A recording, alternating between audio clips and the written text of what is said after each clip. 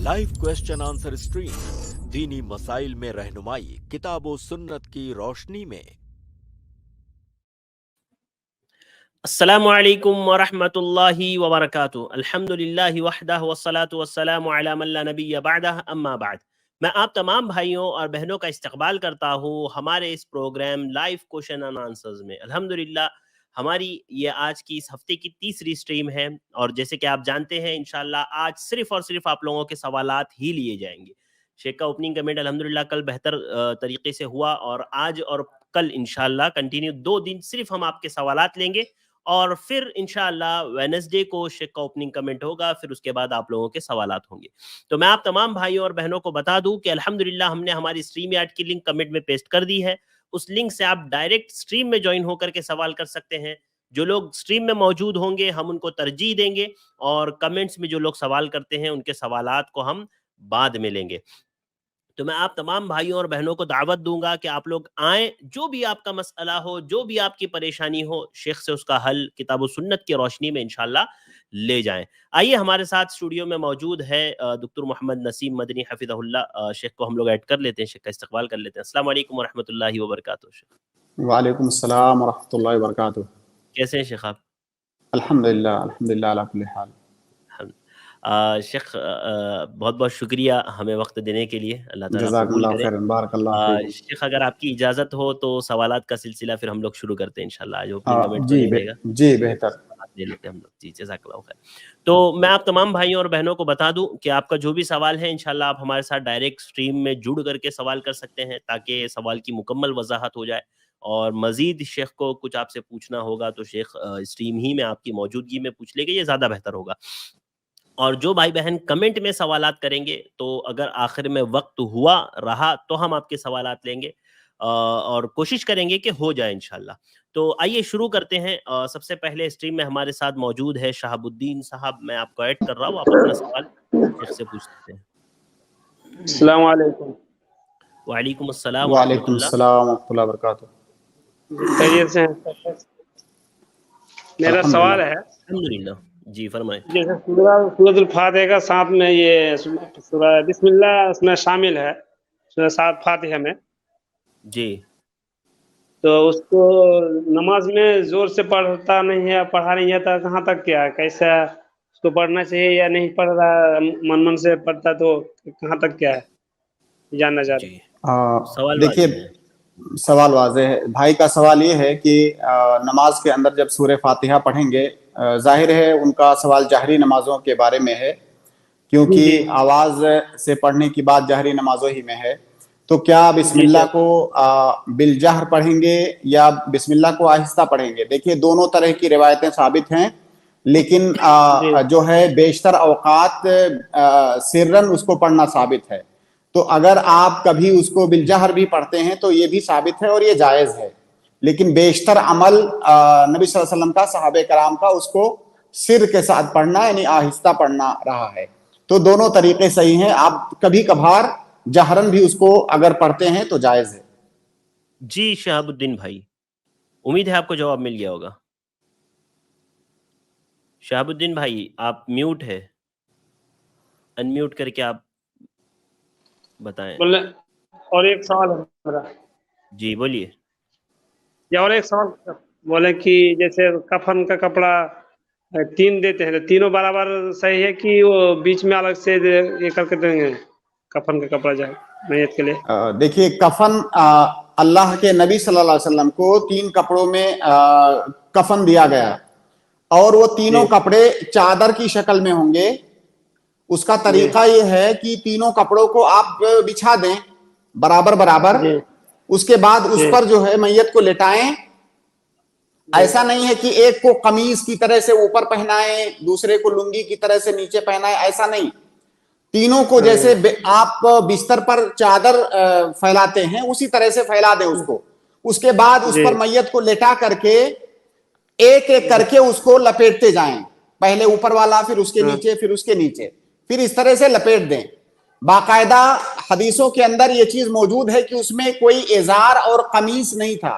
बहुत सारे लोगों को ये गलत फहमी होती है, उसको सोचते हैं कि उसमें से एक इजार है एक कमीज है। नहीं, तीन होगा और तीनों लिफाफे की शक्ल में होगा और तीनों उसको मर्द औरत के लिए बराबर जी हाँ ये बोले एक अलग मसला है, ये एक अलग मसला है कि क्या औरत के लिए जो है तादाद में कोई फर्क है मर्दों से या नहीं। असल में इस सिलसिले में एक रिवायत जी है, उम्मे अतिया की रिवायत है। उस रिवायत जी के सिलसिले में मुहद्दिसीन का इख्तिलाफ है। कई सारे लोगों ने उस हदीस को ज़ईफ करार दिया है, कुछ लोगों ने उस हदीस को काबिल एहतिजाज बताया है। शेख इब्न उसैमीन ने जी बाकायदा तौर से यह सराहत की है कि अगर ये हदीस सही है, अगर ये हदीस सही है तो औरत को 5 कपड़ों में कफन दिया जाएगा, वरना औरत और मर्द इस मामले में बराबर हैं। तो इस मामले में ज्यादा शिद्दत बरतने की जरूरत नहीं है। अगर कोई 3 कपड़े में कफन दे रहा है तो भी जायज है, और अगर कोई उस हदीस को काबिले एहतिजाज समझ करके, जबकि बेशतर उलमा ने उसको ज़ईफ कहा है उस हदीस को, तो अगर उस हदीस को जी हम ज़ईफ मान लें तो औरत को भी उतना ही कपड़ा दिया जाएगा जितना मर्द को दिया जाता है। लेकिन बाज तीनों लोगों ने बराबर उसकी बाज लोगों ने उसकी तस्हीह भी की है। तो उस हदीस से हुज्जत पकड़ते हुए अगर कोई 5 कपड़े दे रहा है औरत को तो इसमें इंशाअल्लाह कोई मुज़ायका नहीं है। जी तो जी शहाबुद्दीन भाई, बराबर उम्मीद है आपको जवाब मिले। तीनों कपड़ा बराबर देना होगा। बराबर मतलब जैसे 5 दे रहे हैं तो 5 साइज, बराबर, जैसे साइज जी लंबा करके नहीं, देखिए इसकी जी कोई कैद नहीं आई है, इसकी कोई कैद नहीं है कि क्या तीनों बराबर होगा या छोटा बड़ा होगा, इसकी कोई कैद नहीं है। जाहिर है वो इतना हो कि उस 3 जिस्म दे पर आ 5 जाए। जी जी जी शेख जज़ाकल्लाह खैर। बारकल्लाह। जज़ाकल्लाह खैर शहाबुद्दीन भाई। असल में 99% हमारे यहाँ ऐसे ही कफन दिया जाता है शेख कि जो है ऊपर एक कपड़ा रख करके उसको काट करके बीच में से ऐसा ऊपर से डाल दिया जाता है चेहरे के पास से निकाल करके, फिर नहीं नीचे से नहीं एक लुंगी की तरह लपेटा जाता है और बीच में एक नहीं कपड़ा, नहीं, 2 कपड़े बाकायदा बिछा देते हैं शेख, 2 कपड़े बिछा देते हैं और एक कपड़े को ऐसा डबल करके ऊपर की तरफ से ऐसा काट लेते हैं गर्दन के नहीं हिस्से को और फिर नहीं, उसको ऐसा पहना देते हैं। वो हदीस जिसमें अल्लाह के नबी सल्लल्लाहु अलैहि वसल्लम के कफन का जिक्र आया है उसमें इस बात की सराहत आ गई है कि उन जी तीनों में कोई कमीज, कोई इजार, कोई अमामा नहीं था। जी वो तीनों लिफाफे की शक्ल में, चादर की शक्ल में, तीनों को मैंने तरीका बता दिया। आप चादर की तरह से बेडशीट जैसे बिछाते हैं, आप बिछा दीजिए, उस पर मैयत को लेटा करके पहले ऊपर वाले को पलटिए एक तरफ, दूसरी तरफ जैसे हम ओढ़ते हैं उस तरह जी से तीनों जी को जो है तीनों को लपेट देंगे। जी जी जज़ाकल्लाह खैर शेख। इसके बाद बारकल्लाह। अगले गेस्ट हैं हमारे अब्दुल अहद साहब, मैं आपको ऐड कर रहा हूँ, आप अपना सवाल पूछ सकते हैं। जी अस्सलाम वालेकुम रहमतुल्लाहि व बरकातुहू। वालेकुम अस्सलाम वालेकुम वरहमतुल्लाहि अस्सलाम वबरकातुहू। जी मेरा एक सवाल ये है कि औरतों की जो नमाज है उस नमाज में पैर का ढकना ज़रूरी है, शर्त है? अगर कोई खुल जाता है बीच में तो क्या मतलब नमाज बातिल है, क्या हो जाता है शेख? ये मसला भी बहुत ज्यादा इख्तिलाफी है, लेकिन मैं जो लोगों को जवाब देता हूं या जो फतवा देता हूं, जिस तरफ मेरा मैलान है अदिल्ला की रोशनी में, जी वो ये कि औरत पैर को ढकेगी। वो नमाज में सिर्फ चेहरा और हथेली खोल सकती है, बाकी पूरे जिस्म को उसे ढकना है। उम्मे सलमा रज़ी अल्लाह ताला अन्हा का एक असर भी है इस सिलसिले में कि वो पांव को ढकती थी, और असल यही है कि औरत का पूरा जिस्म पर्दा, पूरे जिस्म को ढकेगी। जिसको खोलने की दलील आ गई है सिर्फ उसी को खोल सकती है। तो औरत पूरा जिस्म ढकेगी सिवाय हथेली और चेहरे के नमाज में, तो पांव भी वो ढकेगी। जी अब्दुल अहद जैसे भाई। जी जैसे बुर्के वगैरह के पहन करके अगर नमाज पढ़ती हैं तो बुर्के में काफी लंबाई होती है, लेकिन जब सजदे और रुको सजदे जब करती है तो पीछे का हिस्सा जरा खुल जाती है, तो ऐसी सूरत में क्या, या फिर वो मोजा पहनेगी, क्या पहनेगी कोई? नहीं, पीछे का हिस्सा तालू जिसको कहते हैं, जी अगर जी सजदे में जाते हुए तालू खुल जा रहा है तो उसका कोई एतबार नहीं है, वो खुल सकता है, कोई हरज की बात। अगर कपड़ा उसका लंबा है, पांव ढका हुआ है, तो मोजा पहनने की जरूरत नहीं है। जी जज़ाकल्लाह खैर। ठीक है, बारकल्लाह। जज़ाकल्लाह खैर अब्दुल अहद भाई, बारकल्लाह फ़ीकुम, बहुत बहुत शुक्रिया हमारे साथ जुड़ने का। तो जो भाई बहन भी सवाल करना चाहते हैं, स्ट्रीम यार्ड की लिंक है, आप डायरेक्ट ज्वाइन हो सकते हैं। आप लोग अगर ज्वाइन होना चाहें तो अभी ज्वाइन हो सकते हैं इंशाल्लाह। اس کے بعد اگلے گیسٹ ہیں ہمارے سسٹر شہناز، میں آپ کو ایڈ کر رہا ہوں، آپ اپنا سوال پوچھ سکتی ہیں. السلام علیکم شیخ. وعلیکم السلام. وعلیکم السلام. شیخ میرا یہ سوال ہے کہ بہت سے غیر مسلم ہیں اور بہت سے نام نہاد مسلم ہیں، جو میں تو نام نہاد اس لیے بول رہی ہوں کہ وہ کسی بھی عمل پر مطلب کسی بھی شریعت پر عمل نہیں کرتے ہیں، اور وہ لوگ یہ اعتراض کرتے ہیں کہ اسلام میں مطلب آدمی کو تو 4 شادی کی اجازت ہے اور عورت کو ایسا کیوں نہیں ہے، تو عورت پر ظلم کیا جاتا ہے. تو شیخ کچھ ان کے لیے کوئی جواب دیجیے مجھے. دیکھیے، ایک مسلمان کا پہلا جواب جو ہونا چاہیے اس طرح کے اعتراض پر وہ یہ کہ اللہ رب العالمین نے ہمیں پیدا کیا ہے، اب ہمیں جینا کیسے ہے وہ اللہ رب العالمین ہی ہمیں بتائے گا. آپ کوئی پروڈکٹ بناتے ہو تو اس پروڈکٹ کو استعمال کیسے کرنا ہے یہ کسٹمر طے نہیں کرتا ہے. جو پروڈکٹ بنانے والا ہے وہ بتائے گا کہ اس کو کس طرح استعمال کیا جائے تو بہتر استعمال ہوگا. تو اللہ رب العالمین ہمیں پیدا کرنے والا ہے، اللہ رب العالمین جو طریقہ ہمیں بتائے گا جینے کا، زندگی گزارنے کا، اس طریقے پر ہم عمل کریں گے. یہ تو ہمارا پہلا جواب ہونا چاہیے تمام شریعت کے احکام کے بارے میں کہ ہمیں ایسا کہہ دیا گیا، ہمیں اسے ماننا ہے. دوسری بات، اگر آپ عقلی نقطۂ نظر سے دیکھیں گی اس چیز کو تو دیکھیے، اگر کسی عورت کی شادی ایک سے زیادہ مرد کے ساتھ ہو تو یہ فطرت کے خلاف ہے. یہ کوئی سلیم صحیح فطرت کا جو انسان ہے، مرد یا عورت، وہ اس کو قبول نہیں کرے گا. عورت کی فطرت ہی ایسی نہیں بنائی گئی ہے، اور اس بات کو ایک اچھی اور صحیح فطرت اور طبیعت کی عورت سمجھ سکتی ہے کہ اس کی فطرت ہی اللہ رب العالمین نے ایسی نہیں بنائی ہے. یہ دوسری بات.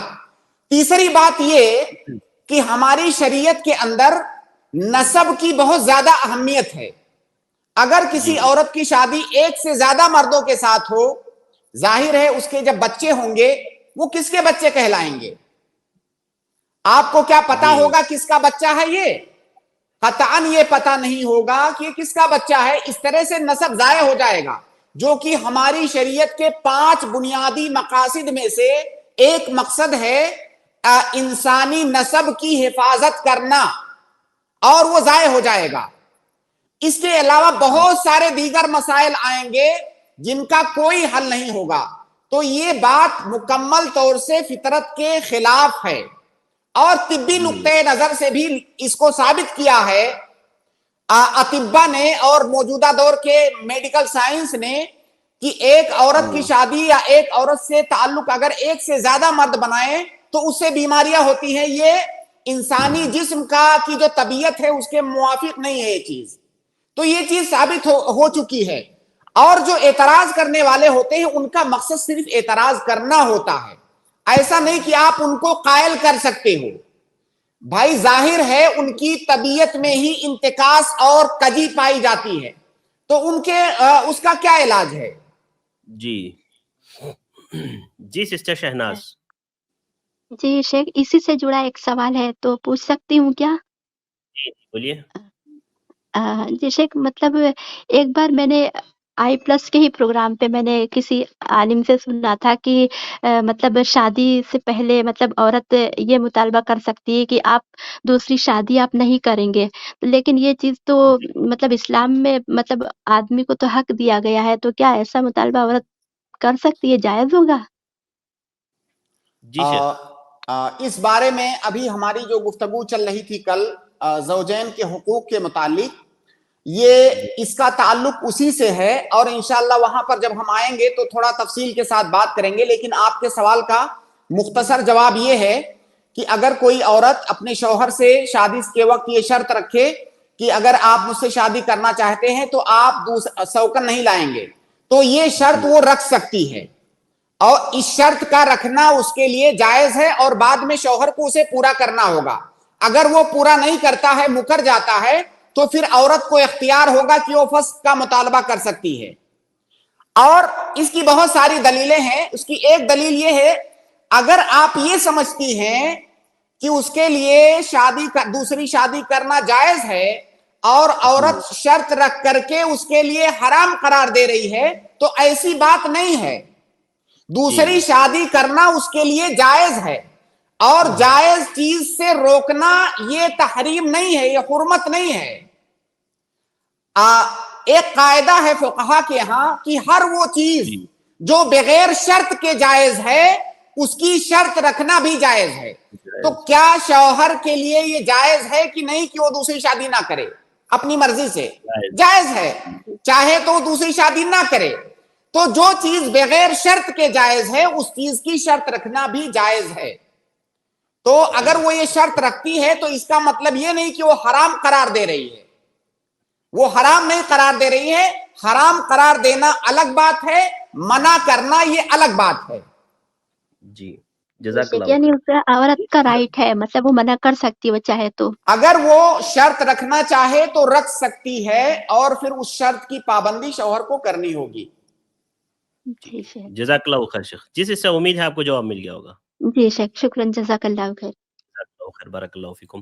اگلے ہمارے گیسٹ ہے سجاد انصاری. میں آپ کو ایڈ کر رہا ہوں. سجاد بھائی آپ اپنا سوال شیخ محترم سے پوچھ سکتے ہیں. السلام علیکم. وعلیکم السلام ورحمۃ اللہ وبرکاتہ. جی سجاد بھائی فرمائیں, کیا سوال ہے آپ کا؟ دیکھ صاحب, میرا سوال ہے کہ جیسے ہم بینک سے لون لے کر زمین لے لیے ہیں تو شیخ صاحب کیا کریں؟ آپ سب سے پہلے وہ جو قرض لیا ہے سودی قرض, آپ اس کو فوراً اس سے باہر نکلنے کی کوشش کریں, وہ قرض ادا کر دیں تاکہ وہ جو حرام کام کا سلسلہ چل رہا ہے وہ فوراً رک جائے. اس کے اور آپ توبہ کریں, سچے دل سے توبہ کریں, آپ اللہ رب العالمین سے سچے دل سے توبہ کریں, اور باقی آپ کو کچھ بھی نہیں کرنا ہے. لیکن میرے اس جواب کا یہ مطلب ہرگز نہیں ہے کہ کوئی سننے والا ہماری گفتگو یہ کہے کہ شیخ نے کہہ دیا ہے کہ توبہ کر لو کافی ہے, اب چلو جو ہے لون لیتے ہیں اور لون لے کے توبہ کر لیں گے. اگر کوئی آدمی اس نیت سے گناہ کرتا ہے کہ میں اس کو کر کے توبہ کر لوں گا, تب اس کا کوئی اعتبار نہیں ہے. غلطی ہو گئی انسان میں, شہوت میں آ کر کے, نفسانی خواہشات میں آ کر کے اس سے غلطی ہو گئی, اب وہ شرمندہ ہے تو توبہ کا دروازہ کھلا ہوا ہے. لیکن غلطی کرتے وقت باقاعدہ یہ پلان کہ میں توبہ کر لوں گا, نہیں, یہ جائز نہیں ہے یہ چیز. تو اس جواب کا یہ مطلب, ہاں جی, اس جواب کا کوئی یہ مطلب نہ سمجھے کہ چلو ہم لون لیتے ہیں اور بعد میں اس کو پے کر دیں گے توبہ کر لیں گے. نہیں, آپ کو کیا پتا ہے بھائی آپ کو توبہ کا موقع ملے گا, آپ کو نہیں پتا ہے. بالکل جی ٹھیک ہے سجاد انصاری بھائی, امید ہے آپ کو جواب مل جائے گا. وعلیکم السلام ورحمۃ اللہ, بہت بہت شکریہ بھائی ہمارے ساتھ جڑنے کے لیے. اگلے گیسٹ ہے سسٹر ریحانہ, میں آپ کو ایڈ کر رہا ہوں, آپ اپنا سوال پوچھ سکتے ہیں. جی سسٹر ریحانہ. السلام علیکم. السلام علیکم السلام. سر, میرا سوال یہ ہے جیسے کہ ہم سفر میں ہیں اور ہماری ظہر اور عصر مغرب چھوٹ گئی ہے, تو جیسے آ کے پہلے ظہر پڑھیں گے, پھر عصر پڑھیں گے, پھر مغرب پڑھیں گے, تینوں پڑھ کے اس کے بعد سنت سب کا پڑھیں گے تو چلے گا کیا؟ مطلب جیسے ظہر پڑھ لیے فرض, پھر عصر پڑھ لیے. نہیں, آپ ایسا کریں, پہلے ظہر پڑھ لیں ظہر کی سنتوں کے ساتھ, پھر عصر پڑھیں, پھر مغرب پڑھیں. جو فرض نماز پڑھ رہی ہیں اس کی سنتیں بھی آپ ساتھ میں پڑھ لیں. اللہ کے نبی صلی اللہ علیہ وسلم کی فجر کی نماز ایک بار چھوٹ گئی, آپ سفر میں تھے اور سارے لوگ سو گئے, پورا قافلہ جو تھا سارے لوگ سو گئے, بلال رضی اللہ تعالیٰ عنہ بھی سو گئے, یہاں تک کہ سورج نکل آیا. جب نیند کھلی تو اللہ کے نبی صلی اللہ علیہ وسلم نے فوراً وہاں سے کوچ کرنے کا حکم دیا, دوسری جگہ پہنچ کر کے آپ نے فجر کی نماز پڑھی سنت کے ساتھ. تو جو نماز آپ کی چھوٹ گئی ہے غلطی سے عذر کی بنیاد پر, اس نماز کو سنت کے ساتھ آپ پڑھیں گے. جی جزاک اللہ خیر. جی سسٹر, امید ہے آپ کو جواب مل گیا ہوگا. جی, مطلب کہ ظہر کی نماز پڑھے تو اس کی سنت پڑھو, ایسا نہیں کہ تینوں فرض پڑھنے کے بعد ہی پڑھو, ایسا نہیں چلے گا. نہیں ایسا نہیں شیخ نے کہا. जी پہلے فرض शुक्रिया پڑھ لو जज़ाक پھر اس کی سنتیں پھر فرض پھر سنتیں اس طرح سے آپ کرو ہر نماز کی जी سنتیں اس शेख کے ساتھ पढ़ो جزاک اللہ خیر जी بہت जज़ाकल्लाह اچھا खैर اسی سے ملتا جلتا ایک سوال کمنٹ میں تھا شیخ کہ اگر کسی کی اثر کی چھوٹ گئی ہے نماز تو کیا وہ مغرب کی نماز میں جب پہنچتا ہے مسجد میں تو وہ کیا کرے اگر جماعت کھڑی ہو چکی ہے مسجد میں جب پہنچا جماعت کھڑی ہو چکی ہے تو عصر کی نیت سے وہ داخل ہوگا اچھا گرچہ مغرب جہری نماز ہے بالکل کوئی فرق نہیں ہے جی امید ہے بھائی آپ کو جواب مل گیا ہوگا اس سوال کا بھی چونکہ موضوع سے ریلیٹڈ تھا کمنٹ میں نظر آ گیا تو میں نے بیان کر دی اگلے گیسٹ ہے ہمارے محمد دانش میں آپ کو ایڈ کر رہا ہوں آپ اپنا سوال پوچھ سکتے ہیں جی محمد دانش بھائی آپ کو ہماری آواز آ رہی ہے جی محمد دانش آپ انمیوٹ کر کے سوال پوچھ سکتے ہیں اپنا ٹھیک ہے ان کے بعد اگلے گیسٹ ہے ہمارے سسٹر شافیہ سلطانہ میں آپ کو ایڈ کر رہا ہوں آپ اپنا سوال پوچھیں السلام علیکم شیخ وعلیکم السلام السلام ورحمۃ اللہ وبرکاتہ شیخ میرا سوال ہے کہ اگر نماز کا وقت ہو رہا ہے تبھی تو شوہر بلاتے ہیں کھانے کے لیے یا مستری کے لیے تب ہم کیا کریں شیخ یا شوہر کی بات مانیں یا نماز کو ادا کریں شیخ دیکھیے اگر نماز کا جو وقت ہوتا ہے نا وہ نماز کا سارے اوقات نماز کے جو سارے پانچوں نمازوں کے جو اوقات ہیں وہ متسع ہیں یعنی ایسا نہیں ہے کہ ابھی شروع ہوا ابھی ختم ہو گیا نماز کے اوقات میں وسعت ہوتی ہے جیسے فجر کی نماز طلوع فجر سے لے کر کے غروب طلوع آفتاب تک ہے ظہر کی زوال کے بعد سے لے کر کے جب تک جو ہے ہر سایہ اس کے سایہ اصلی کے علاوہ ایک مثل ہو جائے اس طرح سے تمام نمازوں کے جو اوقات ہیں ان میں وسعت ہے تو اگر آپ کے سامنے وقت باقی ہے نماز کا وقت ابھی باقی ہے تب اس وقت شوہر کی اطاعت کرنا یہ ضروری ہے واجب ہے اور اگر اتنا کم وقت بچا ہے کہ اب جو ہے ٹائم نکل جائے گا تو پھر وہاں پر واجب نہیں ہے کیونکہ نماز کو اس کے وقت پر پڑھنا ضروری ہے وقت نکال دینا نماز پڑھے بغیر یہ گناہ ہے اور گناہ میں کسی کی اطاعت نہیں کرنی ہے جی جزاک اللہ خیر جی سسٹر امید ہے آپ کو جواب مل گیا ہوگا ایک تسبیح کے متعلق تھا یعنی کہ فرض نماز کے بعد جو سبحان اللہ الحمدللہ اللہ اکبر پڑھتے ہیں اس میں زیادتی ہو گئی تو کیا گناہ ملے گا کیا شیخ دیکھیے جو اذکار عدد کے ساتھ وارد ہوئے ہیں بہت سارے اذکار کے بارے میں آپ پڑھتی ہیں کہ اس کو 10 بار پڑھنا ہے اسے 100 بار پڑھنا ہے اسے 3 بار 4 بار پڑھنا ہے تو جو اذکار عدد کے ساتھ وارد ہوئے ہیں ان کو عدد کے ساتھ ہی پڑھیں گے عدد پر زیادتی نہیں کریں گے آپ عدد کے ساتھ جب مکمل کر لیں اس کو اذکار مقیدہ کہا جاتا ہے یعنی عدد کے ساتھ مقید ہے پہلے آپ وہ عدد مکمل کر لیں اس کے بعد آپ کا وہ ذکر ختم ہو گیا اب آپ مطلق طور سے جیسے مثال کے طور پر سبحان اللہ ہے سبحان اللہ نماز کے بعد 33 بار پڑھنا ہے آپ نے 33 بار سبحان اللہ پڑھ لیا اور اس کے بعد آپ مسجد میں بیٹھے ہوئے ہیں آپ اللہ کی تسبیح بیان کرنا چاہتے ہیں آپ جتنی بار چاہیں بیان کریں لیکن نماز کے بعد والا جو ذکر ہے وہ 33 بار ہی سبحان اللہ آپ کو کہنا ہے تو اس کے زائد جو ہو اس میں آپ کی نیت یہ نہیں ہونی چاہیے کہ میں نماز کے بعد والی تسبیح پڑھ رہی ہوں وہ تسبیح 33 بار میں ختم ہو گئی تو خلاصہ یہ کہ زیادتی جائز نہیں ہے وہ ذکر جب آپ کر لیں تو مطلق طور سے تو ذکر آپ کچھ بھی سبحان اللہ الحمدللہ اللہ اکبر لا الہ الا اللہ کوئی بھی ذکر آپ کبھی بھی کر سکتی ہیں لیکن اس کا شمار اس ذکر میں نہیں ہوگا جو مقید ہے تو لہٰذا آپ کی نیت یہ نہیں ہونی چاہیے کہ 33 بار آیا ہے تو چلو میں 70 بار پڑھ لیتی ہوں تو زیادہ اجر ملے گا نہیں تو پھر یہ سنت کی مخالفت ہو جائے گی جی جی سسٹر امید ہے آپ کو جواب مل گیا کبھی بھول کر ہو جاتا ہے یا 33 بار پڑھے یا 15 بھولنے کا تو کوئی اعتبار ہی نہیں ہے بھول تو معاف ہے ویسے بھی جان بوجھ کر کے آپ کو اس پر زیادتی نہیں کرنی ہے جی سسٹر امید ہے آپ کو جواب مل گیا جو 100 بار پڑھتے ہیں وہ بھی ویسا ہی کیا شیخ جو بھی ذکر عدد کے ساتھ آیا ہے آپ دیکھیے آپ ایک کامن سینس سے سوچئے کہ نبی صلی اللہ علیہ وسلم نے عدد کا ذکر کیوں کیا عدد کا ذکر کرنے کا اگر کوئی فائدہ نہیں ہے تو ایسے ہی کہہ دیتے کہ زیادہ بار جو پڑھے. عدد اسی لیے عربی زبان میں قاعدہ ہے کہ عدد جو ہے یہ حصر پر دلالت کرتا ہے. حصر مطلب لمیٹیشن. جب عدد بتا دیا گیا تو اس کا مطلب وہ لمیٹیڈ ہے, اتنا ہی آپ کو کرنا ہے. اتنا کرنے کے بعد آپ کا وہ ذکر مکمل ہو گیا.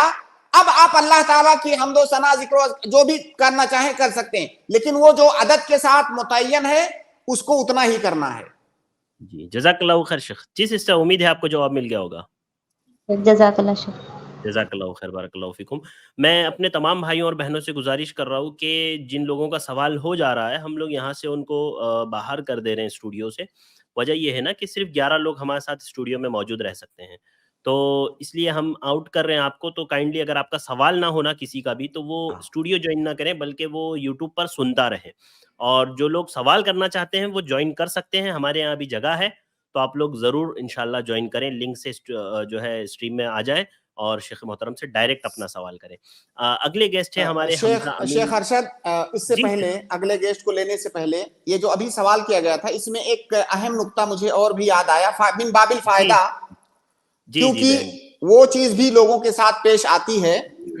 جیسے جو اذکار نماز کے بعد یا صبح کے اذکار, شام کے اذکار عدد کے ساتھ آئے ہیں, جیسے اللہ کے نبی صلی اللہ علیہ وسلم نے کہا کہ جو ہے صبح کے اذکار میں 10 بار لا الہ الا اللہ وحدہ لا شریک لہ لہ الملک و لہ الحمد وهو علی کل شیء قدیر پڑھنا ہے, یا اور بھی جو دوسرے اذکار ہیں. تو ایک سوال یہاں پر یہ بنتا ہے اور کئی دفعہ لوگ پوچھتے بھی ہیں کہ یہ جو اذکار ہیں ان کو کیا کانٹینیو پڑھنا ہے؟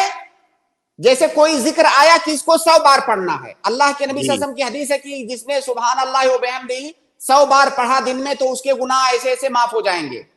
تو کیا یہ جو 100 بار ہے یہ کانٹینیو پڑھنا ہے یا بیچ میں آپ گیپ کر سکتے ہیں؟ جیسے آپ پڑھ رہے ہیں 10 بار آپ پڑھ چکے, کوئی آ گیا تھوڑا سا اس سے بات کرنے لگے, یا اٹھ کر کے کوئی کام کرنے چلے گئے, اس کے بعد پھر اس کو جو عدد بچی ہوئی ہے اس کو مکمل کر رہے ہیں, تو کیا کانٹینیو کرنا ضروری ہے یا پورے دن میں ملا کر کے اتنی بار پڑھنا ہے؟ تو اس پر تقریباً سارے جتنے علماء کے ہاں میں نے یہ مسئلہ دیکھا, اس بات پر تقریباً اجماع ہے کہ وہ کانٹینیو ضروری نہیں ہے. جیسے اللہ کے نبی صلی اللہ علیہ وسلم نے کہا کہ جس نے ایک دن میں 100 بار کہا سبحان اللہ و بحمدہ, تو ایک دن میں کہا, اور دن کی ابتدا صبح سے شام تک ہوتا ہے دن, تو اس درمیان وہ کبھی بھی کر سکتا ہے, ضروری نہیں ہے کہ وہ کانٹینیو ہے. جب اس کو مطلق طور سے کہا گیا ہے تو مقید نہیں کیا جا سکتا. قاعدہ ہے کہ ما ورد مطلقاً لا یقید الا بدلیل, تو جو مطلق طور سے وارد ہوا ہے اس کو مقید نہیں کیا جائے گا. اب جو ہے جو ذکر آیا ہے کہ نماز کے بعد اس کو جو ہے اتنی بار پڑھنا ہے, بھائی مسجد میں بیٹھا ہوا ہے 5 بار اس نے پڑھا, اس کے بعد کوئی آ گیا سلام کیا, اسے حال احوال کرنے لگا, اب وہ چلا گیا, پھر وہ کنٹینیو کر رہا ہے, تو ایسا نہیں کہ اس کا سلسلہ منقطع ہو گیا, وہ نماز کے بعد ہی مانا جائے گا. تو اس میں کنٹینیو کرنا ضروری نہیں ہے, اس کی جتنی مدت ہے اس مدت میں اس کو اتنا پڑھنا ہے, چاہے گیپ دے کر پڑھے تب بھی کوئی حرج کی بات نہیں ہے. گیپ لمبا ہو گیا تو شیخ, اب مان لیجئے اگر آیا ہے کہ دن میں اگر کسی نے فلاں ذکر 100 بار پڑھا, تو دن جب تک دن مانا جاتا ہے صبح سے لے کر شام تک, اس دوران چاہے جتنا لمبا گیپ ہو جائے وہ مقصود حاصل ہے. جی جزاک اللہ خیر شیخ, بارک اللہ فیکم. بہت اہم نقطہ شیخ نے ذکر کیا یہاں پر, تو اس کی یقیناً ہر ایک کو, بہت سارے لوگوں کو ضرورت پڑتی ہے شیخ, اور کئی لوگ سوال کرتے ہیں اس بارے میں. جزاک اللہ خیر. بھائی جیسے صبح کے اذکار میں 10 12 15 دعائیں اگر ہیں, تو مان لیجئے دو دعا اس نے پڑھ لیا, اب اس کے بعد کوئی کام کرنے لگا, کسی کام میں مشغول ہو گیا, تھوڑی دیر بعد اس نے پھر 2 دعائیں پڑھا, کوئی حرج کی بات نہیں ہے, بالکل وہ توڑ کے پڑھ سکتا ہے. جی جزاک اللہ خیر. اگلے گیسٹ ہیں ہمارے حمزہ امین, میں آپ کو ایڈ کر رہا ہوں بھائی, آپ اپنا سوال پوچھ سکتے ہیں شیخ محترم سے. السلام علیکم شیخ. وعلیکم السلام ورحمۃ اللہ. شیخ اگر پاک دامن عورت سے ہمیں شادی کرنی ہے تو شیخ پتہ کیسے چلے گا؟ ہم پوچھ بھی نہیں سکتے اس سے اور وہ بھی نہیں بتا سکتی. تو دیکھیے میں آپ کو اس کا طریقہ بتاتا ہوں. ہماری شریعت نے کہا ہے کہ ہر آدمی کے اندر اصل یہ ہے کہ وہ پاک دامن ہے, جب تک وہ اس وقت تک بے گناہ ہے جب تک اس کا گناہ ثابت نہ ہو جائے.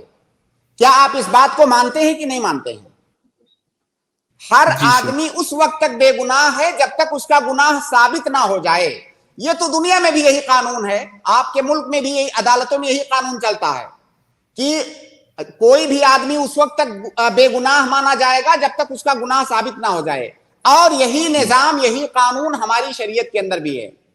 تو آپ کسی بھی عورت کو اس وقت تک پاک دامن مانیں گے جب تک جو ہے اس کا گناہ ثابت نہ ہو جائے. تو پھر آپ کے لیے آسان ہو گیا مسئلہ, آپ کو پوچھنے کی ضرورت ہی نہیں ہے حمزہ امین بھائی کسی کے لیے, کسی کو بھی انشاءاللہ. ٹھیک ہے, واضح ہے آپ کا جواب. بد اخلاقی ہے جی بد اخلاقی ہے, پوچھنا بد اخلاقی ہے. اگر آپ دیکھیے اس طرح کی چیزوں میں عموماً میں یہ کہتا ہوں کہ آدمی اس کو اپنے اوپر لے کر کے اس کو سوچے. جیسے آپ کی بہن کا رشتہ آئے اور کوئی آپ کی بہن سے یہ سوال کرے تو آپ پسند کریں گے؟ نہیں شیخ, بالکل. بس آپ اپنے لیے جو ناپسند کرتے ہیں اس کو دوسروں کے لیے بھی ناپسند کیجئے. جی ٹھیک ہے حمزہ امین بھائی, امید ہے آپ کو جواب مل گیا ہوگا. ایک ریکویسٹ کرنی تھی شیخ ارشد, ایک ریکویسٹ کرنی تھی. اگر کوئی سیریز ہے, اگر کوئی سیریز ہے اس سے بچنے کے لیے, بیماریوں سے بچنے کی کوئی سیریز ہے آئی پلس پہ شیخ, یا آپ کر رہے ہیں کوئی؟ بیماریوں سے مطلب کیسے, جسمانی مطلب ظاہری بیماری آپ بات کر رہے ہیں یا ایمانی بیماری؟ جی دیکھیے, اگر ظاہری بیماری کا آپ کو, جسمانی بیماری کے لیے آپ کو چاہیے تو ہمارے پاس سیریز اویلیبل ہے ڈاکٹر یاسر عرفات کی, امراض و علاج کے نام سے. اگر آپ کو دلی بیماری کے تعلق سے جاننا ہے تو اس کی بھی سیریز موجود ہے, دل کی بیماریاں, شیخ عبد الحسیب مدنی حفظہ اللہ کی. یہ دونوں سیریز انشاءاللہ آپ کو آئی پلس ٹی وی کے اپلیکیشن پر مل جائے گی. ٹھیک ہے شیخ, یوٹیوب چینل پہ بھی ہے؟ ہاں یوٹیوب پر بھی ہے, آپ کو اپلیکیشن سے آسانی ہوگی ڈھونڈنے میں, یوٹیوب پر بھی آپ کو مل جائے گی مکمل. یہ دونوں سیریز آپ کو مل جائے گی. دل کی بیماریاں شیخ عبد الحسیب مدنی کی ہے اور امراض و علاج یہ ڈاکٹر یاسر عرفات کی ہے. جی شیخ, بہت بہت شکریہ. ٹھیک, جزاک اللہ خیر حمزہ امین بھائی, بارک اللہ فیکم. بہت بہت شکریہ بھائی ہمارے ساتھ جڑنے کے لیے. اس کے بعد اگلے گیسٹ ہیں ہمارے قمر عالم بھائی. میں آپ کو ایڈ کر رہا ہوں, آپ کا جو بھی سوال ہے آپ شیخ محترم سے ڈائریکٹ کر سکتے ہیں. جی السلام علیکم ورحمۃ اللہ وبرکاتہ. وعلیکم السلام ورحمۃ اللہ وبرکاتہ. جی میرا سوال ہے شیخ کہ جیسے کہ کسی لڑکے کا دین مہر 5 اشرفی اور 5,000 روپیہ ہے, تو مان لے کہ اس کو دینے کا حیثیت نہیں ہے, تو اس سلسلے میں وہ کیا کر سکتا ہے, کتنا دے سکتا ہے؟ مہر کی بات کر رہے ہیں آپ؟ مہر, جی جی جی جی مہر دین کی, جیسے کہ 5 اشرفی اور 5,000 روپیہ ہے جی, تو اس کو طاقت نہیں ہے دینے کا, تو مطلب کیا کرے؟ دیکھیے, وہ اس کی بیوی کا حق ہے. اور مجھے اسے آپ کے جواب سے, آپ کے سوال پر آنے سے پہلے ایک بات آپ کے جملے میں آئی, وہ مجھے یاد آ گئی. ہمارے ہاں اس کو مہر دین بولتے ہیں. دین مطلب ہوتا ہے قرض. ارے جب شادی کر رہے ہو بھائی, ٹھیک ہے, جائز ہے. مہر مؤجل یعنی اس کو مؤجل کرنا کہ بعد میں فیوچر میں دے دوں گا, یہ جائز ہے, اس میں کوئی شک نہیں ہے. مؤجل یہ حمزہ سے ایک جو ہے عین سے مؤجل مطلب فوراً دے دو, مؤجل مطلب بعد میں تاخیر کر کے دینا. تو عام طور سے ایسے لوگوں کے ذہن میں بیٹھ گیا ہے کہ مہر جو ہے دین کی شکل میں ہی ہونا چاہیے. دین مطلب قرض. تو بھائی اگر آپ جب شادی کر رہے ہو تو بعد میں آنے والی جو خرابیاں معاشرے میں پھیلی ہوئی ہیں کہ لوگ نہیں دیتے ہیں, ٹال مٹول کرتے ہیں, اس سے بچنے کا سیدھا طریقہ یہ ہے کہ آپ اسی وقت دے دو نا, اپنی حیثیت کے مطابق طے کرو اور اسی وقت دے دو. آپ مان لیجئے آپ نے جو ہے, سنیے آپ نے مہر کو, آپ کے جواب پر آئیں گے قمر بھائی, تھوڑا سا ویٹ کیجئے. اگر آپ نے مہر کو مؤخر کیا ہے کہ میں بعد میں دوں گا, تو وہ آپ کی بیوی کا حق ہے. اور جو کسی کا حق آپ کے اوپر واجب ہے, اس میں یہ بہانہ نہیں چلے گا کہ میرے پاس نہیں ہے. آپ کی بیوی اگر آپ کے اوپر رحم کھائے, ترس کھائے, معاف کر دے تو اس کی مرضی, ورنہ وہ اس کا حق ہے, آپ کو دینا ہے. اگر آپ نہیں دے رہے ہیں یا مطلب اتنے فقیر ہو گئے کہ نہیں دے سکتے, اب وہاں پر آپ کی بیوی کو اختیار ہے چاہے تو وہ فسخ کا مطالبہ کر سکتی ہے کہ بھائی مجھے آپ کے ساتھ نہیں رہنا ہے، کیونکہ اس کا وہ حق ہے. تو معاملہ مکمل طور سے بال جو ہے گیند اس کے پالے میں ہے، وہ جو چاہے فیصلہ کرے، وہ اس کا حق ہے، وہ معاف نہیں ہوگا جب تک وہ معاف نہیں کرے گی. شیخ تو آج کے دور میں ہے کہ لوگوں نے سسٹم بنا رکھا ہے جیسے کہ دین مہر لڑکے کا اپنے حیثیت سے رکھتا ہے، تو آج کا سسٹم ہے کہ لڑکے کے بھائی رکھیں گے، لڑکے کے باپ رکھیں گے، یہ کیا حد تک صحیح ہے؟ تو بھائی جب شادی ہو رہی ہے تو دونوں فریقین بیٹھ کے بات کریں نا، بات کریں. ایسا تھوڑی کہ جو لڑکی کے بھائی نے بول دیا آپ اسی کو مان لیں. آپ بات کریں، آپ بتائیں کہ میری حیثیت اتنی نہیں ہے بھائی، میں اتنا نہیں دے پاؤں گا. جی ٹھیک ہے قمر عالم بھائی، امید ہے آپ کو جواب مل گیا ہوگا. آپ کا نیٹ ورک شاید پرابلم ہے. ٹھیک ہے، آپ جب تک نیٹ ورک درست کر لیں تقریباً آپ کے سوال کا تو جواب مکمل ہو ہی گیا. اس کے بعد اگلے گیسٹ ہیں ہمارے علی مومن، میں آپ کو ایڈ کر رہا ہوں، آپ اپنا سوال پوچھ سکتے ہیں. السلام علیکم ورحمۃ اللہ وبرکاتہ. وعلیکم السلام ورحمۃ اللہ وبرکاتہ. شیخ میرے 2 سوال ہیں میراث کے تعلق سے. اس سے پہلے میں نصیحت چاہتا ہوں آپ سے کہ اللہ کا ڈر کس طرح سے اختیار کیا جائے اور کبیرہ گناہوں سے کس طرح سے بچا جائے. اللہ کی محبت تو مطلب ہو جاتی ہے، دل میں آ جاتی ہے بہت، بٹ ڈر بہت کم آتا ہے. تو اس کے اوپر پھر نصیحت کر دیجیے، پھر میں سوال کرتا ہوں. شیخ میں ایک پوائنٹ آپ کو بتاتا ہوں. جی آپ جو ہے اس بات کو اپنے دماغ میں بٹھا لیجئے کہ آپ کو اللہ رب العالمین ہر وقت دیکھ رہا ہے. آپ جو بھی حرکت کر رہے ہیں اللہ رب العالمین سب کچھ دیکھ رہا ہے، سب کچھ جان رہا ہے. آپ مان لیجئے آپ جس ملک کے اندر ہیں، اگر آپ کوئی کرائم کرنے جائیں اور آپ دیکھ لیں جہاں واردات کرنے آپ گئے ہیں، اگر آپ دیکھیں کہ پولیس والا مجھے دیکھ رہا ہے تو آپ سوچئے آپ کی کیا حالت ہوگی اس وقت. جبکہ یہ بہت معمولی چیز ہے، ہو سکتا ہے آپ اس پولیس والے پر غالب بھی آ سکتے ہیں، اس کو بھی مار سکتے ہیں، ایسا بھی مطلب ہو سکتا ہے. لیکن اللہ رب العالمین تو ہر وقت دیکھ رہا ہے. تو کوئی بھی گناہ، کوئی بھی کام کرنے سے پہلے اگر آدمی یہ سوچ لے کہ اس وقت جو میں کر رہا ہوں اللہ تعالیٰ دیکھ رہا ہے، میں سمجھتا ہوں کہ خوف پیدا کرنے کے لیے اس سے بڑی بات اور کوئی نہیں ہو سکتی ہے کہ آپ کو پتا ہو کہ اللہ تعالیٰ اس وقت مجھے دیکھ رہا ہے. جی تو آدمی ویسے ہی شرمندہ ہو جائے گا کہ بھائی میں یہ کام کیسے کروں، اللہ تعالیٰ مجھے دیکھ رہا ہے اس وقت. جزاک اللہ شیخ. میرا سوال یہ ہے میراث کے لیے کہ ایک میری پھپھو ہیں جو بہت سالوں پہلے گم ہو چکی تھی. بعد میں پتہ چلا کہ ان کے بچے ہیں زندہ اور وہ بھی زندہ ہیں، اور اس وقت کا جو دور تھا وہ ٹیلی فون کا دور تھا اور ایسے مطلب تار وار کا دور تھا. تو ابھی مطلب ان کا نام و نشان ہے نہیں. تو جو وراثت میں جو تقسیم جو حصہ ہوگا ان کا حصہ، تو ان کے حصہ ہم دیں گے یا مطلب کیا کریں گے ان کے حصے کا؟ جی دیکھیے، جو کچھ آپ لوگوں نے تقسیم کر لیا تھا آپس میں، اب دیکھیے کہ جو ان کا حصہ، پہلے تو یہ پتا کیجئے کہ ان کا حصہ مان لیجئے جس وقت آپ لوگوں نے تقسیم کیا تھا 10 لاکھ روپیہ تھا میراث، تو اس 10 لاکھ میں ان کا کتنا بنتا تھا اس کو طے کیجئے. اب وہ جو ان کا بنتا تھا اس میں سے کتنا حصہ کس کے پاس گیا ہے، ہر آدمی وہ نکال کر کے ان کو دے گا.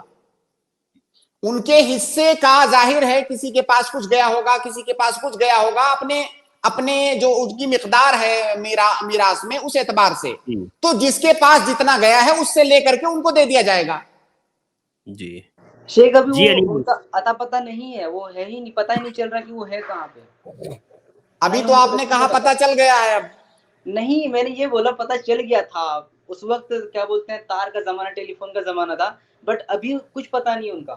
اب نہیں پتا ہے، نہیں پتا. جی دیکھیے جب وفات ہوئی تھی تب موجود تھی اور پتا چلا تھا، تو ان کا جو حصہ ہے، ان کا حصہ ان کے کچھ ورثہ اگر آپ کو پتا ہوں تو ان کو دے دیجئے، اور اگر کسی کا کوئی عطا پتہ نہیں ہے تو ان کا جو حصہ ہے تو خلاص ان کا حصہ جو پا گیا وہ پا گیا. جب ان کا پتہ نہیں ہے اس کا مطلب ان کا وجود نہیں ہے. جی اوکے شیخ. دوسرا یہ تھا کہ جو میری دادی کا جو حصہ ہے، ان کے زمین، ان کے نام پہ ایک زمین تھی، تو اس حصے کو کس طرح سے تقسیم کیا جائے؟ भाई उनके जो वारसा मौजूद होंगे उसको देखा जाएगा ना, कि आपकी दादी की वफात जिस वक्त हो रही है उस वक्त उनके पीछे कौन कौन लोग मौजूद हैं। अच्छा जी आपको ये पहले बताना पड़ेगा कि जब जिस दिन दादी की वफात हुई तो दादी का उनके रिलेशन में कौन कौन लोग उस वक्त जिंदा थे, तो उसके एतबार से तकसीम होगा। दादी के बाद तो बस पापा और बहनें थी उनकी, फुप्पो वगैरह, और कोई नहीं था। भाई वगैरह से नहीं होता है, बाकायदा उसको आपको बताना पड़ेगा इतने फला फला हाँ। फला फला फला थे, एग्जैक्ट आपको बताना पड़ेगा भाई। एग्जैक्ट बताना पड़ेगा। और ये इस तरह के सवाल जो है ना, आप कोशिश करें कि किसी आलिम से आप बाकायदा उससे गुफ्तगू करके करें, क्योंकि जाहिर है इस वक्त वो सारे नाम आपके जहन में हो सकता है ना हो, अगर एक नाम भी मिस हो गया तो वहां पे फतवा गलत हो सकता है। जी शेख आपने ना एक स्ट्रीम में इससे पहले एक बात बोली थी नमाज के रिलेटेड, कि जो इंसान बेहोशी के होश में या पागलपन है या वो नींद के होश में हो, अगर वो मतलब जैसे कि फजर के टाइम उसकी आंख लग गई और वो उठा सुबह और तो उसकी नमाज कज़ा होगी, तो वो अगर कज़ा उसको नहीं करेगा, मतलब आपने ऐसे बताया था। और अभी आपने आप सल्लल्लाहु अलैहि वसल्लम से एक हदीस बताई कि वो सो गए थे, बिलाल रज़ियल्लाहु अन्हु वो भी सो गए थे, तो फिर आपने बताया कि बाद में वो सुन्नत भी पढ़ेगा साथ में और कज़ा भी करेगा, तो इसका मतलब थोड़ा समझा दीजिए। देखिए आप जो है कंफ्यूज हैं इस मसले को लेकर। बेहोश होना पागल होना अलग बात है, सो जाना अलग बात है, ठीक है। तो आप दोनों मसलों को एक साथ मत मिलाइए। अल्लाह के नबी सल्लल्लाहु अलैहि वसल्लम की हदीस है कि मन नाम अनी सलात औ नसीहा फलयुसल्लिहा इज़ा ज़करहा, कि अगर कोई भूल जाए या सो जाए, नमाज का वक्त निकल जाए, तो जब वो बेदार होगा या जब उसको याद आएगा उस वक्त वो नमाज पढ़ेगा। तो सोना और भूल जाना अलग बात है। दूसरा मसला है कि कोई आदमी बेहोश हो गया, कोई आदमी बेहोश हो गया, तो जब होश में आएगा तो क्या वो नमाज को कज़ा करेगा कि नहीं करेगा। बेहोश होने की भी एक तो किस्म ये है कि वो इलाज करवा रहा था, उसको इंजेक्शन दिया गया, ऑपरेशन करना है उसका, इंजेक्शन दिया गया, बेहोश किया गया। एक बेहोशी तो ये है, एक बेहोशी वो है जो उसके अपने इख्तियार में नहीं है, बेहोश हो गया किसी वजह से। तो अगर वो बेहोशी जो उसके अपने खुद अपने अमल से हुई थी, उस बेहोशी में जितनी नमाजें उसकी छूटी हैं सबका कज़ा करेगा वो। और वो बेहोशी जो उसके इख्तियार में नहीं है, चाहे वो बेहोश होना हो या पागल हो जाना हो सकता है 2-4 दिन के लिए कोई आदमी पागल हो जाए, तो जो चीज उसके इख्तियार के बगैर हुई थी उस चीज की उसमें कज़ा नहीं करेगा। हालांकि इख्तिलाफी मसला है, एक कौल ये भी है कि वो कज़ा करेगा, लेकिन सही बात यह है कि अगर उस बेइख्तियार वो बेहोश हुआ है, उसके अपने अमल से नहीं हुआ है, तो कज़ा नहीं करेगा। और अगर अपने अमल से वो बेहोश हुआ, जैसे मान लीजिए कोई आदमी शराब पी लिया और बेहोश हो गया या होश खो बैठा, तो भाई शराब तो उसने खुद पिया था ना, अपने अमल से हुआ बेहोश, तो ऐसी सूरत में उसको उसकी नमाज माफ नहीं, उसको कज़ा करनी होगी। तो मतलब इसका मतलब ये हुआ शेख कि जो हमने अपने लाइफ में जो नमाज छूटी है हमसे जिंदगी में 5 साल 6 साल 7 साल जो पहले नमाज नहीं पढ़ी, तो उसको भी हम मतलब अदा कर सकते हैं। कज़ाए उम्री जिसको कहते हैं लोग। जी देखिए, पहली बात तो ये कि जब आदमी मुकम्मल तौर से नमाज पढ़ ही नहीं रहा था, तो इसमें तो उलमा की एक बड़ी तादाद का कहना है कि ऐसा आदमी मुसलमान ही नहीं था। जब आपने नमाज पढ़ना शुरू किया, वहां से आप इस्लाम में दाखिल हुए उस कौल के मुताबिक, तो ऐसी सूरत में जब हालत कुफ्र में, तो उस नमाज को कज़ा करने के लिए कहा ही नहीं जाएगा। दूसरी बात यह कि जो दूसरा कौल है कि तारिक सलात काफिर नहीं है, अगर उस कौल को भी ले तो यह मुमकिन नहीं है आपके लिए, उतनी नमाजों का कज़ा करना यह आपके लिए मुमकिन नहीं है। तीसरी एक बात, उलमा की एक जमात का, जिनमें शेखुल इस्लाम इब्न तैमिया, इब्नुल क़य्यिम, शेख इब्न उसैमीन वगैरह का कौल है कि अगर कोई आदमी जानबूझ करके कोई नमाज छोड़ दे रहा है और नमाज का वक्त निकल गया, जानबूझ करके वक्त निकाल दिया, तो उसकी कज़ा करने से उसकी भरपाई नहीं होगी। तो बहरहाल कज़ाए उम्री ये नहीं साबित है। कज़ाए उम्री जहां से आप को एहसास हुआ कि आप गुनाह कर रहे हैं, वहां से आप नमाज पढ़िए और जो गुजर चुका है उसके लिए तौबा कीजिए। जी, उम्मीद है आपको जवाब मिल गया होगा भाई। जज़ाकल्लाह शेख, अस्सलाम वालेकुम। जज़ाकल्लाहु खैर, वालेकुम अस्सलाम व रहमतुल्लाहि व बरकातुहू। इसके बाद अगले गेस्ट है हमारे हाफिज आमिर महमूद, मैं आपको ऐड कर रहा हूँ, आप अपना सवाल पूछ सकते हैं। अस्सलाम वालेकुम व रहमतुल्लाह शेख। अस्सलाम व रहमतुल्लाहि व बरकातुहू। जी फरमाया आमिर महमूद। जी शेख, मैंने ये पूछना था कि पर्दे के मुतलका जो है, औरत का जो पर्दा है जी, ये उसका मुंह ढांपना जरूरी है? जी औरत का जी औरत का अजनबी मर्दों के सामने पूरे जिस्म का ढांपना जरूरी है, पूरे जिस्म का, इसमें कोई भी इस्तिस्ना नहीं है। कुरान की जो आयत है आप उस आयत पर गौर करें, वला युबदीन ज़ीनतहुन्ना इल्ला मा ज़हरा मिन्हा। जी, अपने पूरे जिस्म को ढांपना है, इल्ला मा ज़हरा मिन्हा। एक्सेप्शन क्या है? इल्ला मा ज़हरा मिन्हा, बगैर कस्द और इरादे के जो जाहिर हो जाए, सिर्फ उसी की इजाजत है, बगैर कस्द। और देखिए कुरान में अल्लाह ताला ने ये नहीं कहा इल्ला मा अधहरत मिन्हा, कि जो औरत जाहिर कर दे, जो जाहिर हो जाए, यानी औरत के बगैर कस्द के अगर उसके जिस्म का कोई हिस्सा दिख जा रहा है तो ये माफू अनहो है। बाकी औरत के पूरे जिस्म का पर्दा है, सर से लेकर के पांव तक का, अजनबियों के सामने, जिसमें चेहरा बदरजे औला दाखिल है। चेहरा बदरजे औला दाखिल है क्योंकि चेहरा ही तो सारी, वहीं से तो सारी खराबियां शुरू होती हैं, तो उसका पर्दा कैसे नहीं वाजिब होगा? जी जी जी, जज़ाकल्लाहु खैर। जी, जवाब मिल गया आमिर साहब आपको इंशाल्लाह? जी, जज़ाकल्लाह शेख, जज़ाकल्लाह। बारकल्लाहु फीकुम। बहुत बहुत शुक्रिया हमारे साथ जुड़ने के लिए। इसके बाद अगले गेस्ट है हमारे अहले हदीस, में आपको ऐड कर रहा हूं, आप अपना सवाल पूछ सकते हैं।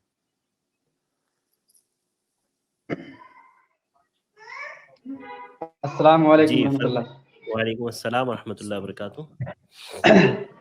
शेख अभी फरमा रहे थे कि जो फजर का जो नमाज है, जो जानबूझ के छोड़ते हैं तो उसका मतलब कज़ा नहीं है, तो मतलब ऐसा है क्या? मतलब अगर कोई अगर समझो कि अभी ठंडी का टाइम है और गांव में तो बहुत ठंडी रहता है, तो गुस्ल करने नहीं मतलब नहीं हो रहा है गुस्ल, जैसे बहुत ठंडी है, तो क्या करेगा वो? सवाल क्लियर नहीं हो पा रहा है। बहरहाल जो मैं समझा जी पूछा है शेख कि आपने कहा फजर की नमाज जो जानबूझ करके छोड़ दे उसकी कज़ा नहीं होती है। ऐसा मैंने नहीं कहा है, मैंने ये अर्ज किया है कि बाज उलमा का यहां तक कहना है कि अगर कोई जानबूझ करके नमाज को छोड़ दे, उसका वक्त निकाल दे, तो वो जो है कज़ा नहीं करेगा, जिनमें शेखुल इस्लाम इब्न तैमिया इब्नुल क़य्यिम से मैंने नकल किया ये बात। तो मैंने ऐसा नहीं कहा है। मेरा मानना यह है कि अगर वो नमाज छोड़ रहा है तो उसकी कज़ा करेगा वो, लेकिन उसने जो नमाज को जानबूझ करके वक्त निकाल दिया है उस पर गुनहगार होगा, और प्लस उसको कज़ा भी करनी है, भरनी है उसको। ये जमहूर अहले इल्म की यही राय है जी। तो अगर कोई आदमी फजर के, आपने आगे पूछा कि अभी ठंडियों का मौसम है, गुस्ल करने में उसको परेशानी हो रही है। भाई परेशानी की वजह से, सिर्फ परेशानी की वजह से इबादत माफ नहीं है। फर्ज इबादत उस वक्त माफ है जब आपको इतनी परेशानी होगी कि उसको आप झेल नहीं सकते। मान लीजिए आप बीमार हैं, ठंडे पानी से नहा लेंगे, आपकी बीमारी बढ़ जाएगी, या पता चला कि जो है किसी बहुत ठंडे इलाके में है, नहा लेंगे तो हलाक ही हो जाएंगे, जैसा कि जो है एक सहाबी के साथ हुआ भी था। सख्त ठंडी का मौसम था, वो जख्मी थे और जुनबी हो गए। लोगों से उन्होंने मशवरा किया कि मैं क्या करूं, तो लोगों ने कहा भाई हम तो जो है आपके लिए कोई रुख्सत नहीं पाते हैं, गुस्ल करना तो जरूरी है आपके लिए। उन्होंने गुस्ल कर लिया और उनकी वफात हो गई। तो जब अल्लाह के नबी सल्लल्लाहु अलैहि वसल्लम की खिदमत में बताया गया है वाकया, तो आपने उन सहाबा को डांटा और कहा कि अगर ऐसा खतरा है किसी को गुस्ल करने से हलाक हो जाएगा तो उसके लिए तयम्मुम है, नमाज माफ नहीं है कि टाइम निकल जाने दीजिए ठंडी की वजह से, और ठंडी लगना उज़्र नहीं है। अरे भाई आप इंसान है, ठंडी का मौसम है, ठंडी तो लगेगी, ठंडी लगेगी, पानी गर्म करके नहा लीजिए। और अगर ठंडा पानी आप झेल सकते हैं, बहुत सारे लोग झेलते हैं, अगर आप झेल, थोड़ी सी ठंडी लगेगी क्या होगा भाई। आप बिजनेस करने सुबह सुबह जाते हैं काम करने, तो ठंडी नहीं लगती है, ठंडी नहीं लगती सभी। तो ठंडी लगना ये उज़्र नहीं है। हाँ वो ठंडी अगर ऐसी लग रही है कि आपको नुकसान पहुंच जाएगा, सख्त तकलीफ पहुंच जाएगी जिसको आप झेल नहीं सकते, तब ऐसी सूरत में आपको इजाजत है कि आप तयम्मुम करके, लेकिन नमाज को वक्त में ही पढ़ना है। जी जज़ाकल्लाहु खैर शेख। जी भाई, उम्मीद है आपको जवाब मिल गया होगा। आपकी आवाज नहीं आ रही है। हेलो। हाँ जी। हेलो शेख। जी बोलिए। भाई आपका नेटवर्क प्रॉब्लम है शायद, आप थोड़ा सा नेटवर्क में आ जाए। ठीक है, हम लोग अगला सवाल ले लेते हैं जब तक। अगले गेस्ट हैं हमारे आसिफ अली खान, मैं आपको ऐड कर रहा हूँ, आप अपना सवाल पूछ सकते हैं। अस्सलाम वालेकुम। वालेकुम अस्सलाम। जी शेख साहब, ये सवाल था कि असल में हमारे ख़ानदान में जितने भी लोग हैं उन्होंने एक ग्रुप बनाया है, और मकसद ये है कि खुदा न खास्ता कभी ज़रूरत पड़ जाए हमारे में से, हमारे ख़ानदान में, चाहे दूर के या नज़दीक कोई रिश्तेदार हो, कोई परेशानी आ जाए, पैसे की, माली या कोई मजबूरी आ जाए, इमरजेंसी हो जाए, तो उसके लिए हम लोग हर महीने 100 रुपये जितने भी लोग हैं वो देते हैं। तो तकरीबन ये 1.5 लाख रुपए करीब हो गया है, तकरीबन 1,30,000 1,35,000। तो ये पूछना था कि वक्त भी ये 1 साल से ज़्यादा हो गया, तो इस तरह के पैसे में ज़कात बनता है या नहीं बनता है? ठीक है, जज़ाकल्लाह खैर। जी बारकल्लाहु फीकुम। देखिए ये जो काम आप लोग कर रहे हैं, सबसे पहले तो मैं अप्रिशिएट करता हूँ, बहुत अच्छा काम आप लोग कर रहे हैं, और इंशाल्लाह इसका अज्र आप लोगों को मिलेगा। एक दूसरे का ताउन करना बाहम, जो ज़रूरतमंद लोग हैं, बहुत अच्छी बात है। सवाल आपका जो है कि क्या वो माल जो अब निसाब को पहुंच गया है, क्या उसमें ज़कात देना है या नहीं। देखिए ज़कात के लिए कुछ शर्तें हैं, ज़कात वाजिब होने के लिए कुछ शर्तें हैं। उन्हीं शर्तों में से एक शर्त ये है कि उस माल का कोई मालिक हो। जाहिर है मालिक कोई एक होता है, मालिक कोई मुतय्यन होता है। कुछ माल ऐसे होते हैं जो आम प्रॉपर्टी होते हैं, आम मिल्कियत, मिल्किया आम्मा जिसको कहते हैं जी। तो माल का कोई खास मालिक होना चाहिए, तब उस माल में ज़कात वाजिब है। और वो जो माल आपने जमा किया है उसका कोई एक आदमी मालिक नहीं है, कोई खास मालिक नहीं है, बल्कि वो एक तरह से मिल्किया आम्मा है वो, तो लिहाजा उसमें ज़कात वाजिब नहीं है। जी जी आसिफ भाई, उम्मीद है आपको जवाब मिल गया होगा।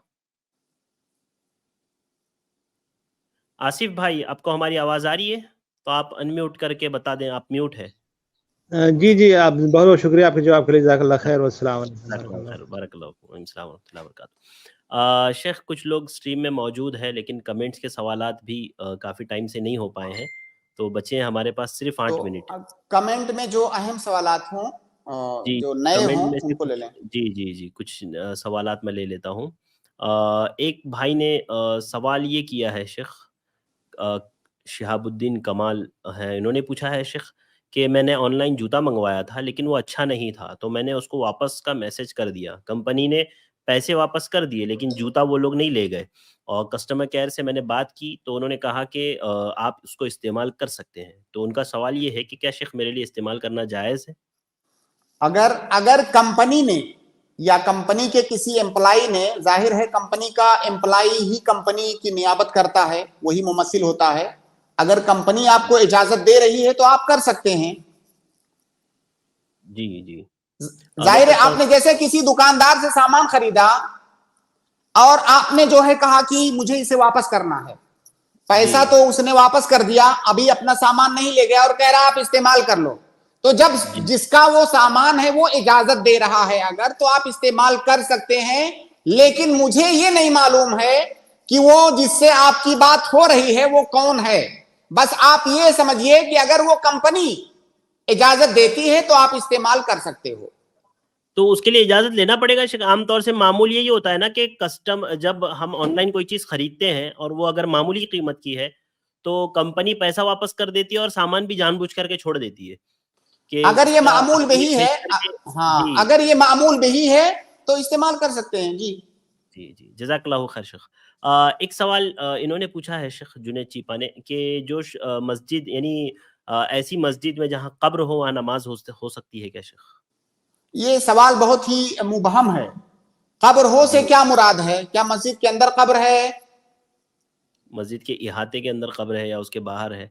دیکھیے اگر مسجد کے اور قبر کے درمیان دیوار حائل ہے، آپ یعنی مسجد کے درمیان اور قبر کے درمیان دیوار حائل ہے، پیچھے قبر ہے، تو اصل یہی ہے کہ پڑھ سکتے ہیں. دیوار حائل ہے دونوں کے بیچ میں.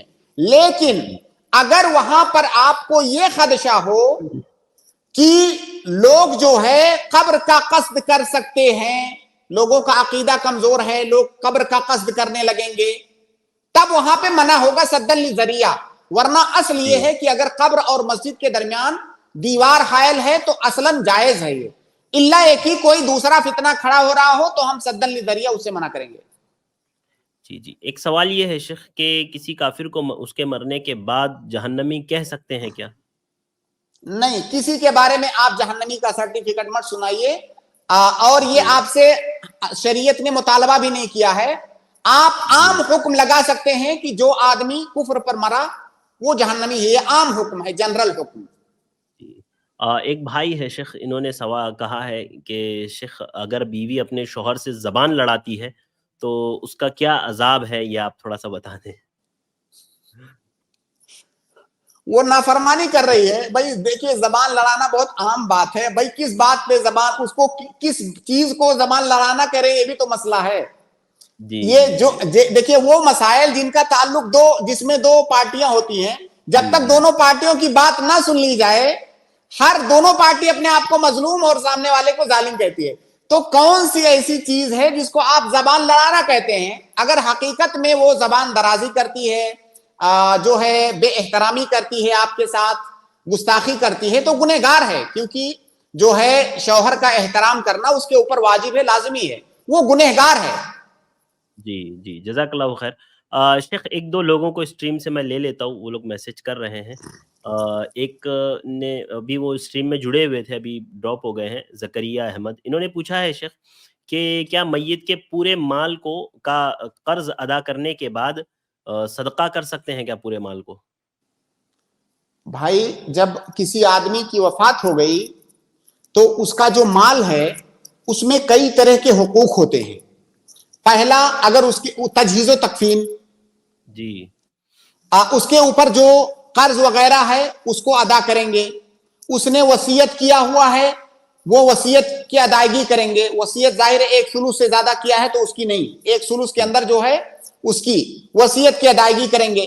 اس کے بعد جو مال بچے گا، تجہیز و تکفین، قرض کی ادائیگی، وصیت کی ادائیگی، اس کے بعد جو مال بچے گا وہ ورثہ کا حق ہے. مان لیجئے 4 لوگ وارث ہیں، اگر وہ چاروں آدمی آپس میں اتفاق کر لیں کہ ہمیں اس مال کو صدقہ کرنا ہے میت کی طرف سے، تو اس کا مطلب یہ ہوا کہ وہ گیو اپ کر رہے ہیں، تنازل کر رہے ہیں، تو ان کو حق ہے. لیکن جب چاروں اتفاق کریں گے تب. مان لیجئے ایک کوئی آدمی ہے جو صدقہ کرنا چاہتا ہے، باقی 3 نہیں کرنا چاہتے ہیں، تو باقی تینوں کا حق ان کو دے دیا جائے گا. یہ جو چوتھا آدمی ہے جو کہہ رہا ہے کہ میں صدقہ کرنا چاہتا ہوں، اس کو دے دیں گے، بھائی لے جاؤ آپ صدقہ کر دو، آپ کا مال ہے یہ. واضح ہے شیخ، جزاک اللہ خیر.